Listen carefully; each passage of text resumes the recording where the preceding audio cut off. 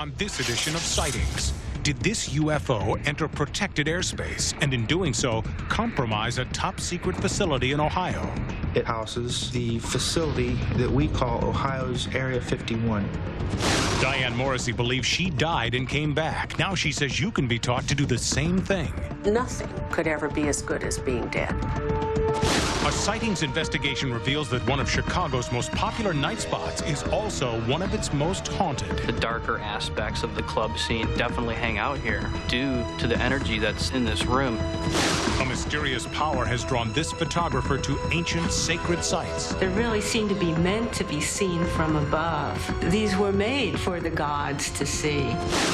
And how will the discovery of ice on the moon further our exploration of space?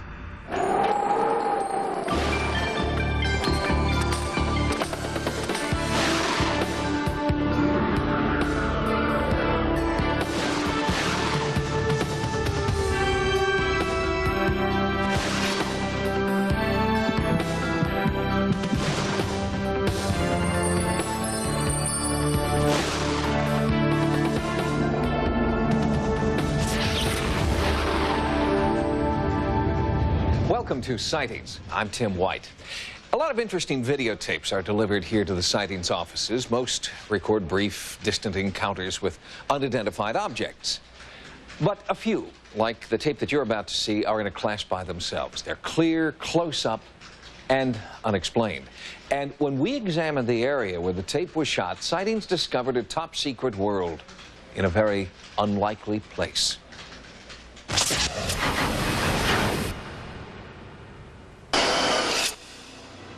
A freak snowstorm is about as big as the news gets in quiet Chillicothe, Ohio. But in 1996, Terry Howard shot home video of a UFO that is still making news around the world. On the night of October 16th, I went to take the trash out behind the house, and I glanced up at the sky. I saw 4 bright objects that looked like stars. They lit up really bright into like a bright yellow light, kind of like a flare, and they moved together into one solid bright yellow object, and then they separated back into kind of a line. Terry Howard was not the only one to have a sighting that night. Chillicothe Sheriff Ron Nichols received notice that the switchboard was lighting up with calls about the same UFO. On the evening of October the 16th, we had received a complaint from a citizen that lived in the southern portion of Ross County that they had seen or witnessed some lights that were in formations in the sky. They didn't have any idea what they were. Animals in the neighborhood, as far as I could hear, was barking and howling, and they didn't stop until it had gone away. We received several calls that evening of lights in the sky. Again, we still have no idea what they were. I finally thought, hey, maybe I should get the camera on this. So I went in and I got our video camera and came back out, and that's when I was lucky enough to catch just the ending of them separating on tape. This compelling videotape is the result.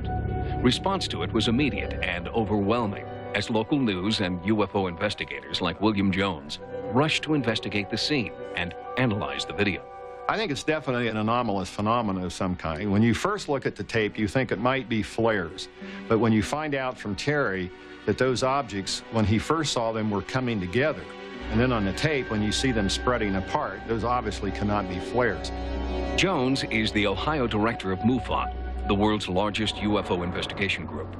MUFON's video and film expert is Jeff Saigno, and he has analyzed the Howard tape. Witness stated that what we saw here, the lights coming in and out, happened 4 or 5 times before he raced off to get his camera. An action like this is obviously not the result of some conventional objects. And if it were any kind of conventional object, it'd be moving in some even, consistent path across the sky. But what we're seeing here, this thing in just a few seconds moving upward and then downward again. Clearly a motion wouldn't be seen by a conventional object. The conclusion I'd make here is that you have a short but intriguing video of an object that appears to be rotating and moving around in the sky for a brief 15 seconds or so before disappearing. So that fits in well many sightings that have occurred in other areas. But Sanyo could say only what it is not. No one knows where the UFO came from or why it came here. There have been more than an average number of UFO sightings come out of southern Ohio, it seems to me. You have a low population density down here. You would think it would be just the opposite. You'd think that where more people are living, there's a better chance of seeing UFOs. But for some reason, a large number of reports do seem to come out of this area. Chillicothe may be a long car ride away from any big city, but by air, it's only minutes from Wright-Patterson Air Force Base, where many ufologists believe secret weapons based on recovered alien technology are being built and flown. But others feel the real answer is even closer to home. The triangulated convergence point of all the reported phenomena from October 16th was determined to have been in the skies above Adams County, which houses the Peach Mountain Complex. Kenny Young is a member of TASC, Tri-State Advocates for Scientific Knowledge. He thinks the UFOs may be coming from a remote General Electric testing facility south of Chillicothe. Adams County is the most remote and desolate part of Ohio. It also houses the facility that we call Ohio's Area 51, which is the GE facility located within the Peach Mountain Range. It's very desolate, very remote. Very few people are there from which to see something that would be tested. The Peoples facility claims that all GE jet engines are tested on the ground, never in the air or attached to secret aircraft. I did make some inquiries with the public relations director of GE regarding the October 16th sightings. And I did receive a response from them in which they flatly denied that there was any activity that they would have been involved with. The terse response from GE's media relations manager states, quote, "The alleged aerial phenomenon of October 16th did not result from activity remotely connected to the GE Peoples facility. But I should note that certain airspace above the Peoples site is utilized by Wright-Patterson Air Force Base. And in the past, USAF aircraft maneuvers have been performed in airspace near and above the Peoples facility." In addition to inquiries placed with GE, I also took the step of requesting information from Wright-Pat by fax, in which they have mysteriously lost. Young admits his biggest enemy right now is red tape. GE does not deny that there is a facility there. It's just immersed in secrecy to the point where nobody really knows exactly what is being tested. Is this a secret military project, a re-engineered flying saucer? Or is Chillicothe's proximity to Wright-Pat and GE a red herring, throwing ufologists off the extraterrestrial track? I think the tape that Terry took is important. It focuses for the public on the fact that we're seeing something in the skies that we can't explain. This has been going on for at least 50 years, at least since the mid-1940s. I think it's time that the government comes straight on what it knows. If they do have new equipment, testing it out, I think it would be the sensitivity of it to keep it confidential and quiet would be to the security of our country. It would be of most importance. I don't know what I saw, to be honest, that night. I know it wasn't an airplane or a helicopter, and it wasn't fireworks, and it wasn't flares. So I'm not sure what it was. If there is an extraterrestrial component to all of the UFO sightings that have been made over the years, then it's time for us as a species to grow up and realize we're living in a galactic neighborhood, perhaps, that we're going to have to join. Terry Howard tells us that since he shot his historic video, he has become something of a local celebrity, fielding offers from a number of different programs. And Terry says he's no longer ambivalent about the reality of UFOs. They are out there, Terry reports, and hopefully he will catch one again. Next. I saw from the moment I came out of my mother's womb until I died. She died and loved it. Now she says anyone can see the light.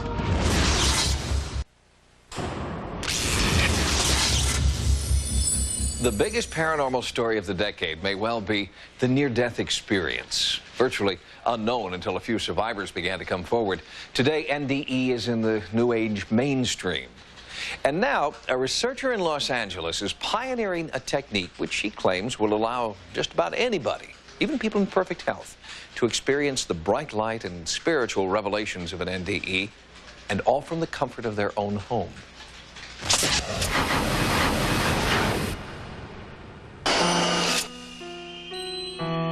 It was a day long ago that Diane Morrissey says she will never forget. It was the day she died. I was getting ready to have a party, and I wanted my house to look really nice, so I cleaned the fish tank. As she grabbed the pump inside the tank, there was a buzz, a snap, and then something horrible happened. Electrified water gushed out of a pump hose and sprayed Diane. It kind of felt like when you lick an envelope and you get a cut on your mouth or your tongue. The force of the electric shock was so intense, Diane was knocked unconscious. Suddenly, I knew I was outside of myself, and I couldn't understand how that could possibly happen. I didn't know at that instant that I had been electrocuted.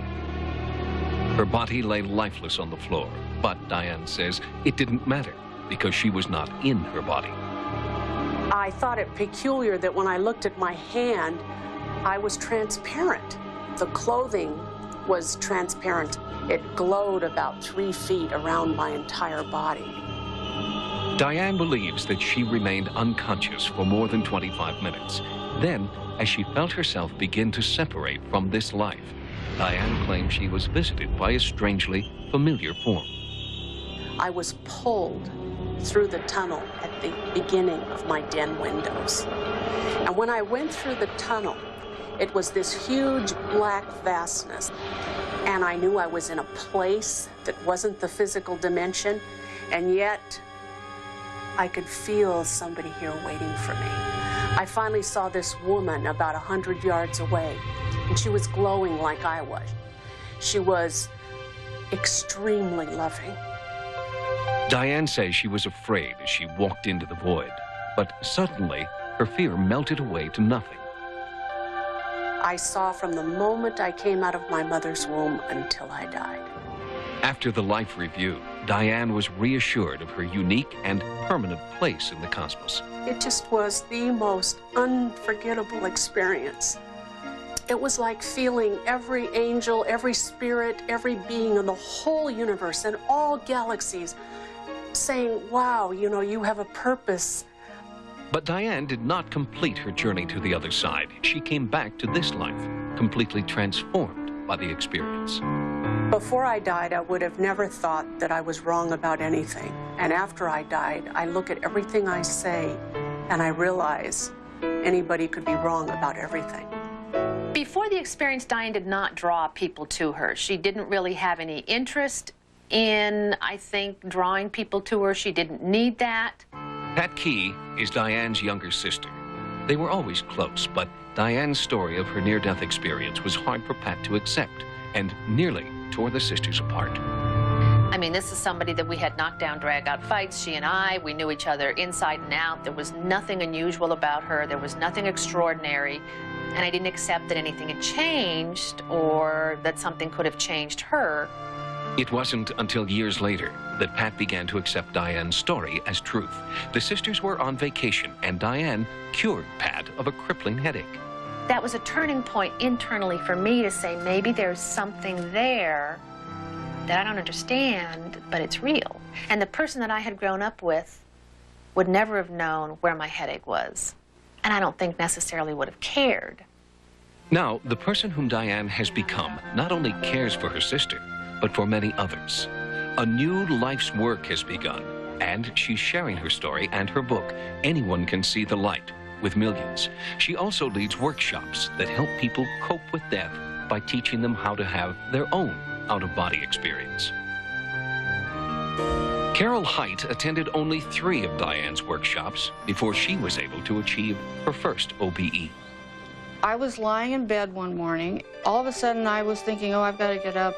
So I walked to the kitchen, and this was so absolutely real. I felt myself going to the kitchen, and I reached for the light switch, and my hand literally went through the light switch, through the wall. And I was thinking, well, could this be? You know, we had talked about it in class. All of a sudden I was thinking, and I was in the shower stall. And I, again, was trying to touch the tiles, and again, my hand went through. And the most incredible message came through, and I won't say it was spoken because I don't know that, but I heard it in my head. And the message was, life is lux. Carol was confused by the message until she learned that lux means light. For her, this was a profound moment of enlightenment.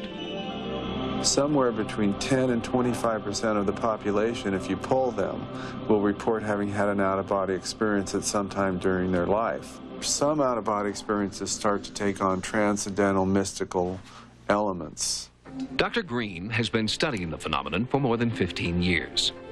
If people are in fact having out-of-body experiences as they report, it means that human consciousness is not just a byproduct of brain functioning, but that it can function independent of the body and the brain. And if that is so, we're going to have to rethink some of our most cherished ideas about what it is to be a human being. That's just what Diane says she's working toward, to teach people that her NDE and their own out-of-body experiences are a gift, a spiritual preview of coming attractions.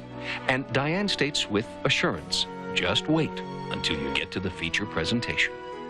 I've said, and I mean it, that if you lived 1 billion years in anybody's body, nothing could ever be as good as being dead.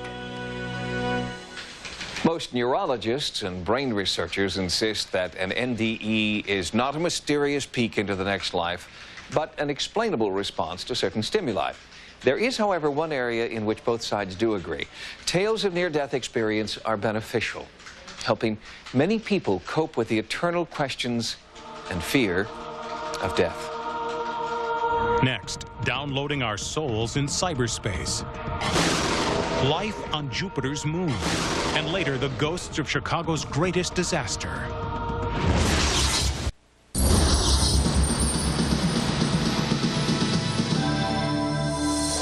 Now, here are some of the stories Sightings is following in the news.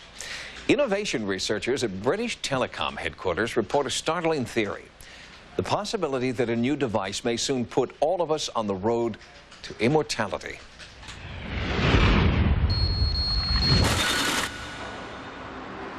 In Ipswich, England, the Research and Development Department at British Telecom has whipped up a maelstrom of controversy.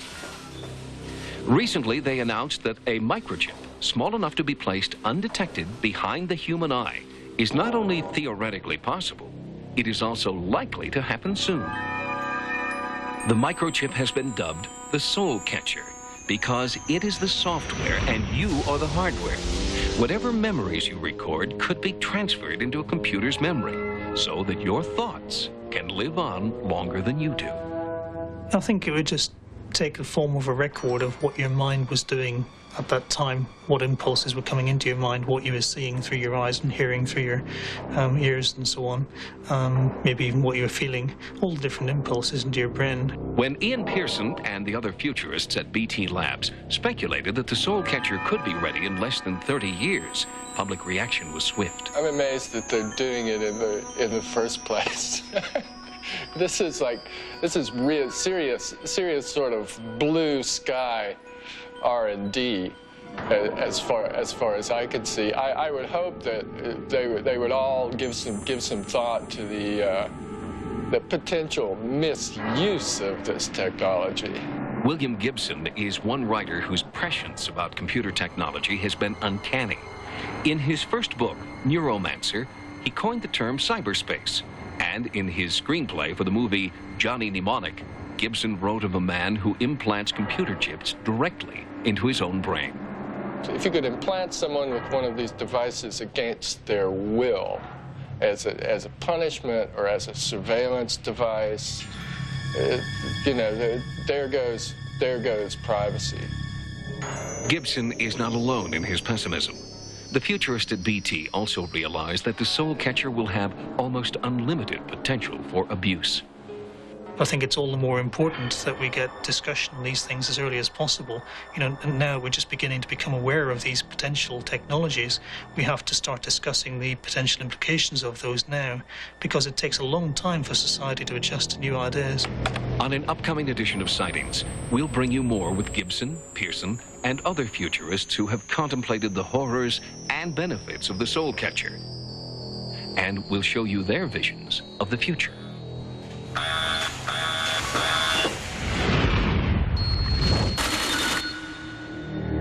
In Pasadena, California, the Jet Propulsion Laboratory is analyzing brand new images from Europa, Jupiter's largest and closest moon.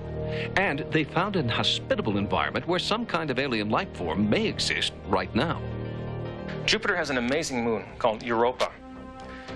What's amazing about it is that it probably has a liquid ocean inside of it. This is very unusual because the temperatures in the outer solar system are so cold that ice normally is what you get with water. You don't get liquid water. Galileo was just 430 miles away when it sent back this picture of Europa. It is the first time Earthlings have seen ice flows anywhere in the outer solar system. The flows indicate that there may be warm water below the icy crust. Images of Io, the next nearest Jovian moon, show volcanoes, so there is speculation by McDonough and others that weird creatures are thriving near underwater volcanic vents, just as they do on Earth.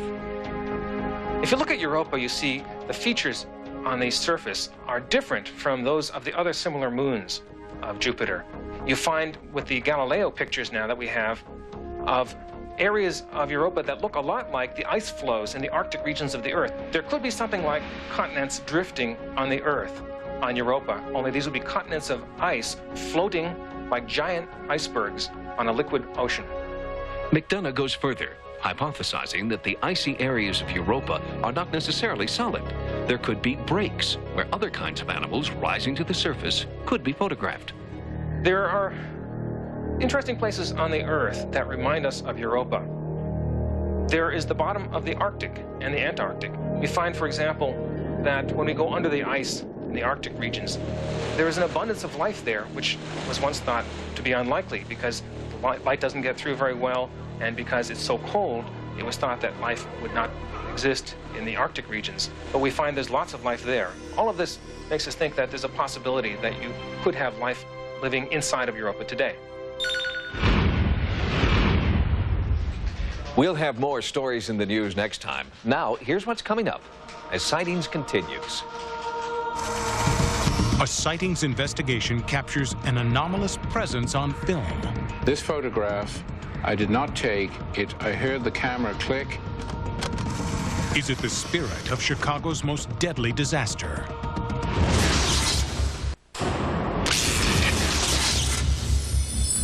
Not too long ago, Sightings contacted the Excalibur Club in Chicago to confirm some stories that we'd heard about ghosts roaming around that popular night spot. We found out that not only are the stories true, they're only the tip of the paranormal iceberg at the Excalibur. When our investigative team arrived on the site, they learned that the place was soaked with the blood of Chicago's two greatest disasters. And when they began snapping pictures, something strange happened.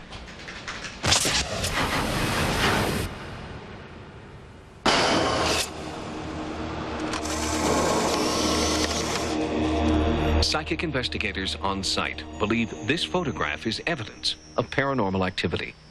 There are two clear presences on that photograph. Detectable energetic presences, which means that something strange happened.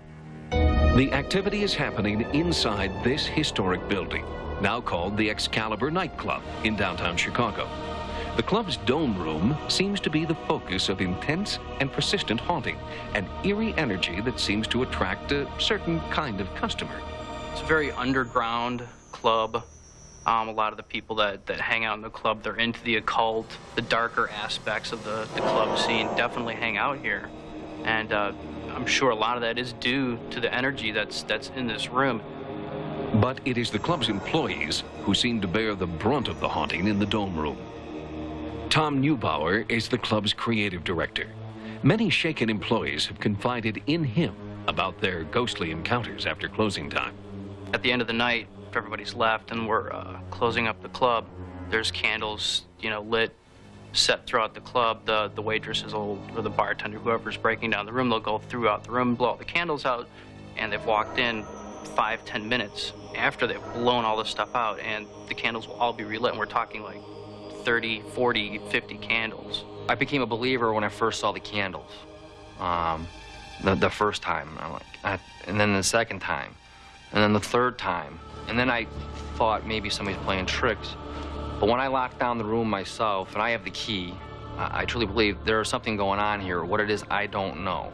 What we do before the club opens at night is just kind of run upstairs and do a bathroom check. And I ran up there and I ran in there and I actually thought, I was like, haha, I'm all alone, maybe I'll see a ghost. And went to wash my hands and I had heard crying, and at first I was like, what is that? And I stopped for a moment and I was just this really small voice just crying.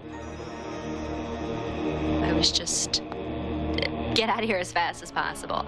I saw something right beyond this bar. I walked in to shut the lights off, and next thing I see is a white tuxedo feature with reddish hair glowing beyond the bar. I looked one more time to make sure, and it was gone. There was nothing there. I had one experience. I smelled the most horrible stench of just death, rotting flesh that I've ever experienced in my life. It was almost made me pass out. It was so intense. There's no other place in the entire room that you could smell it, just in this one little spot. And we looked around. There's no explanation whatsoever. A possible explanation for that foul stench was revealed when a Sightings investigative team began to research Chicago's tragic past and its connection to this landmark. In the 19th century, this was the site of the Chicago Historical Society. It burned down during the famous Chicago fire of 1871.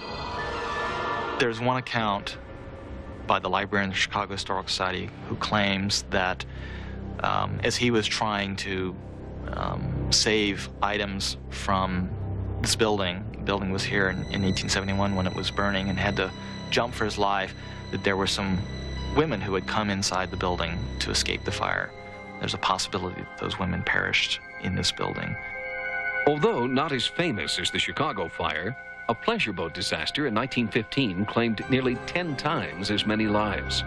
The Eastland disaster occurred on July 24th, 1915, when the Eastland, which was an excursion boat, capsized in the Chicago River, and the 2,500 people on board, about between 800 and 900 people died, and there were women, children, and it had a terrible impact on people in the city. It was a tragedy. Nothing like that had ever happened.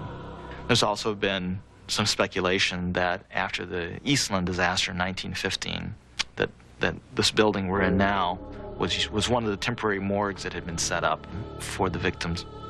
Because the building was intimately connected to the two most deadly disasters in Chicago history, Sightings asked two renowned investigators to evaluate the site.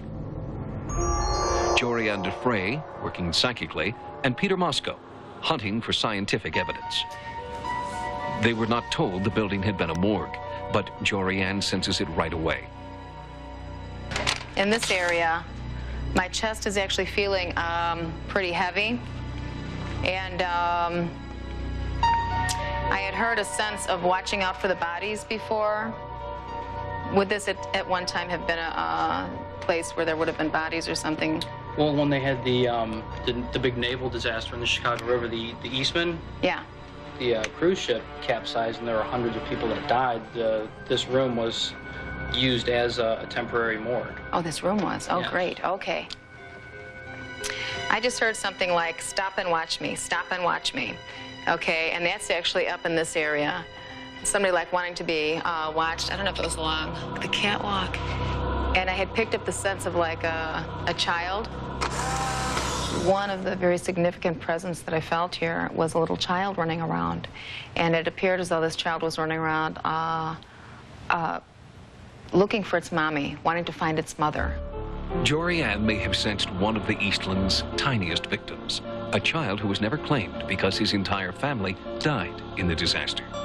Okay, right here, getting a sense that somebody's behind that bar.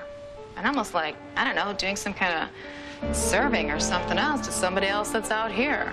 And it kind of feels like they are not alive. One of the managers had an experience where he saw a bartender in a white tuxedo. Good deal. With reddish colored hair. You got it, Peter? Got something? It flashed just as I turned around here, right into this area. Oh, good deal.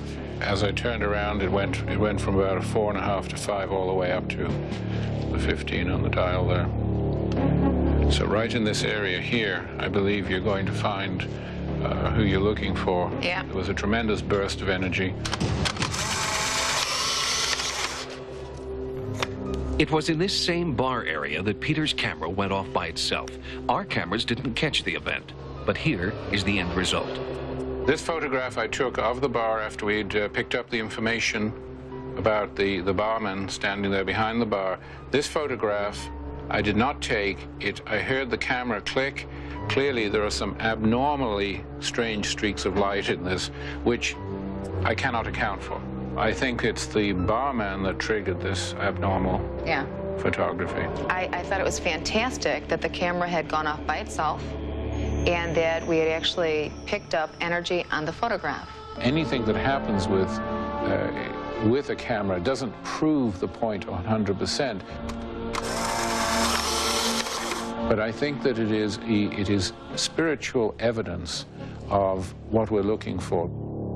When Jorianne and Peter completed their evaluation, it was clear to them that the haunting is being caused by spirits from Chicago's painful past. This has given the employees a poignant new outlook. Finally, they can put names and faces to the spirits here. Peter Moscow and Jorianne Defray were brought in only to help identify the source of the haunting. Having done so, it's now up to the people who work in the building to decide whether they should ask a psychic investigator to perform a cleansing or instead to respect the spirits and their otherworldly claim to that property. Next, Egypt's antiquities as you've never seen them before. What's interesting for me is how these were made for the gods to see.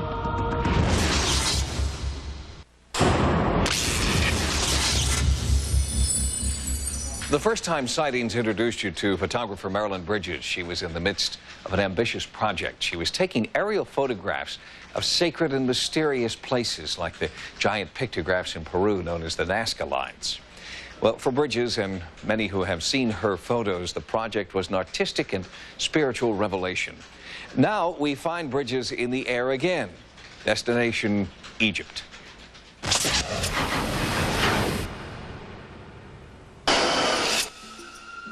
The Great Pyramid and Sphinx of Giza tantalize us with dreams about what Egypt must have been like more than 4,000 years ago.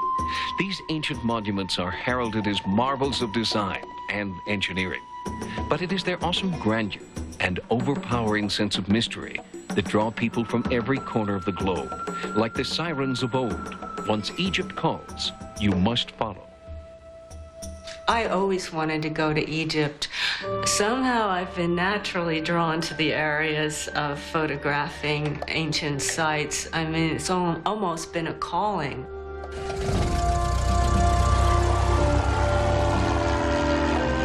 Marilyn Bridges has taken aerial photographs of ancient sites for most of her professional career.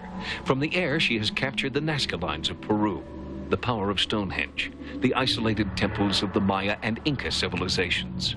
I'm attracted to these monuments because of the mystery behind them, the mystery as to why the scale was so large. They really seem to be meant to be seen from above. And that's why I felt that it was so important to photograph them from the air. But getting permission to photograph the world's most celebrated antiquities in Egypt was a political chess game Bridges almost lost. It's illegal. The military is extremely paranoid of having their sites photographed.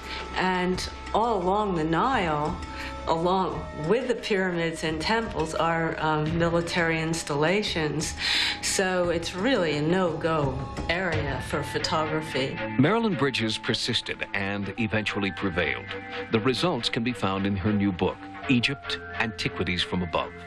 It's a point of view that has the power to transcend space and time. The pyramids are magical, they're spiritual. I almost feel godlike when I'm flying above these monuments. And what's interesting for me is how these were made for the gods to see. So I feel extremely fortunate to be at that perspective. Her perspective and passion have convinced Bridges that as far as these sites are concerned, there are no accidents, and that the people who created the monuments here were tuned into a powerful earth energy that we have since paved over. When I'm up in the sky, I can see the placement of the monuments within the landscape, and I think it was extremely important to ancient man that these were put in certain areas according to different energy pathways that might have been discovered.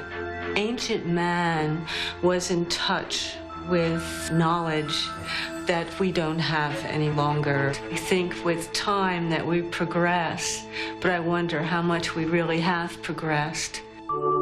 But in every place that Marilyn Bridges photographed, her spiritual revelations were tempered by the irreparable damage she saw, turning the antiquities to dust. I feel kind of sad to see that many of the sites are in jeopardy of being destroyed. You can see, for instance, in one of the photographs in the book of the 3 pyramids, you can see Cairo coming right up to the edge of the plateau. These gigantic colossi of Memnon were used to guard a gateway to a huge mortuary that's no longer there. And so they look kind of lonely in the landscape. So I think it's important through the vehicle of photography to help preserve what is seen and what's there now for future study, and also to make people more aware of what we have, so that we might take care of it. Bridges hopes her pictures will inspire new restoration and new discoveries. After all, it was aerial photography from the space shuttle Atlantis that found Ubar, a city lost for thousands of years. And from her tiny plane, Marilyn Bridges sees hints of greatness waiting to be found. It was wonderful flying over the desert in Egypt, because I could see the potential for many, many pyramids to appear and many temples, because the sand had covered them. You could see areas in the desert that were raised and had contour, and you knew that underneath was just something waiting to be seen again. On her next project, Marilyn Bridges will be working with a partner. While Marilyn's taking pictures from above, her husband, photographer Don McCullen's going to be working from the ground. And it is something of a departure for Don, who's world famous as a photojournalist and combat photographer. But this is one that he says he can't pass up, to capture the mystery and spirituality of India. Next, the discovery of ice on the moon and what it means. If you have a discovery that seems a little strange, it makes you rethink your fundamental assumptions.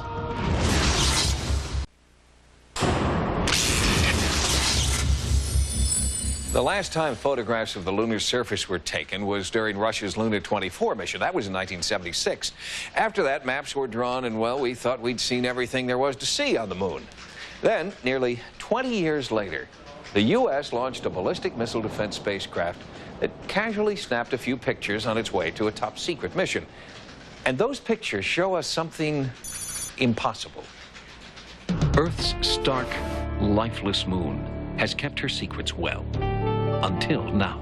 Recently, the Department of Defense announced the, I think, rather exciting discovery of finding possible ice in the south polar region of the moon.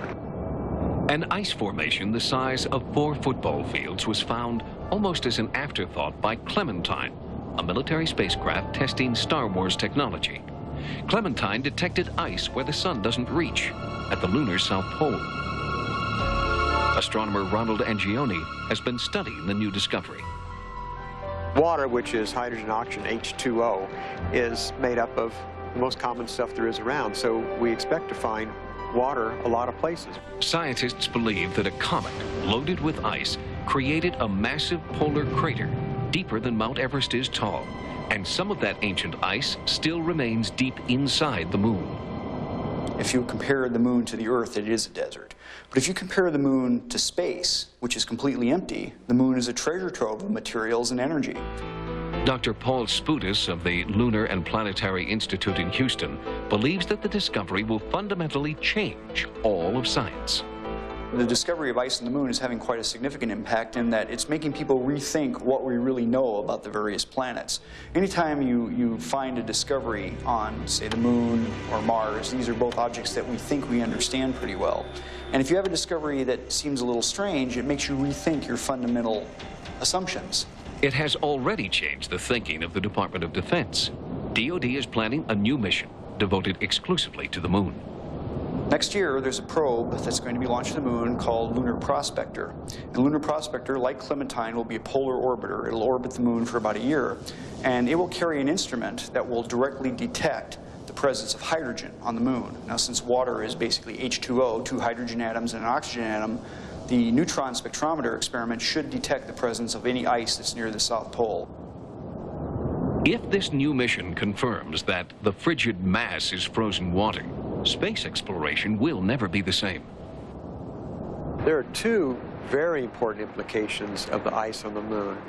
One is more academic in a way, in that it may be very, very old, and studying that ice can give us clues maybe to how the solar system formed.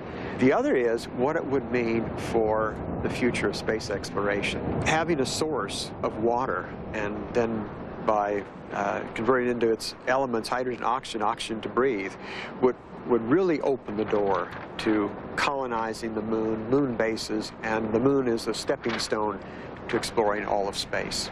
From a historical perspective, we are essentially on the edge of this great adventure. As a planetary scientist for NASA, Dr. Mendel has reason to be excited. He and his colleagues believe that ice on the moon will accelerate and revolutionize the U.S. space program, and colonization may not be far behind. It's always been my belief that human beings will diversify off of the Earth. What I don't know is exactly when and how it will occur. We who live in the space age have great dreams because we saw how much could be accomplished when the astronauts walked on the surface of the moon. We may find ourselves in a very different kind of environment where we will depend on a dramatic lowering of costs of launching rockets to where ordinary individuals can go into space and then be the frontiersmen on the surface of the moon rather than government astronauts being the explorers. Finding water on the moon is a step in that direction. It's a step into cutting the cord with the Earth. If people are going to live in space, they have to learn to live off the land. So living off lunar water is the first step in that regard. The moon may very well become home sweet home for a few space-age pioneers, but ultimately, it could be a safe haven for all of us. I think that the human species may not be on this Earth forever. The dinosaurs lasted 150 million years. We are only 4 or 5 million years old.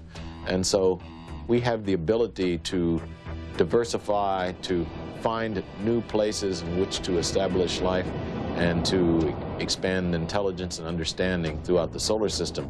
I think ultimately that will occur because it's in our genes. Our ancestors watched the stars and the planets, and so there's been, before recorded history, a fascination with what is out there, I think, is really the fundamental driving force for exploring it.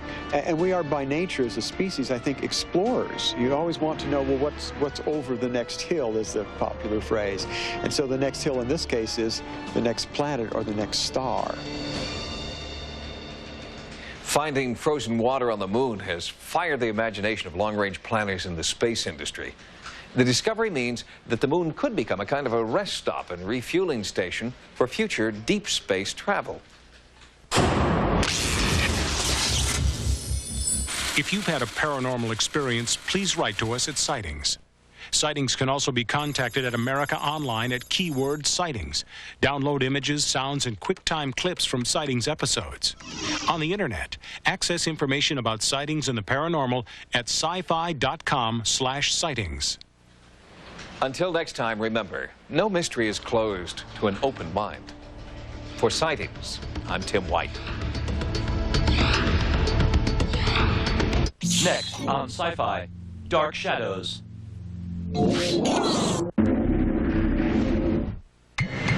In a place where time stands still, their time is running out. They will eat you alive and screaming! Stephen King's The Langoliers starts tonight at 9 on Sci-Fi.